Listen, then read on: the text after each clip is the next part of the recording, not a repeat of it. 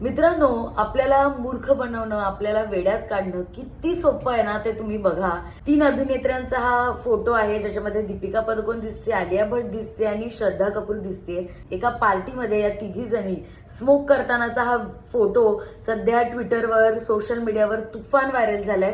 लोकांनी, त्यांच्या चाहत्यांनी त्यांची कुठलीही सत्यता पडताळली नाही आणि मात्र भयंकर कमेंट्स त्या फोटोजवरती आहेत. खरं तर हे फोटोज AI जनरेटेड आहेत. तुम्ही विचार करा, जर हे अशा अभिनेत्र्यांबरोबर होत असेल, त्यांचे फोटोज सहज आपल्याला सोशल मीडियावरती, गुगलवरती मिळतात, मग आपल्या सर्वसामान्यांचे फोटोज किती घाणेरड्या पद्धतीने मॉर्फ केले जाऊ शकतात, त्याचा किती दुरुपयोग केला जाऊ शकतो.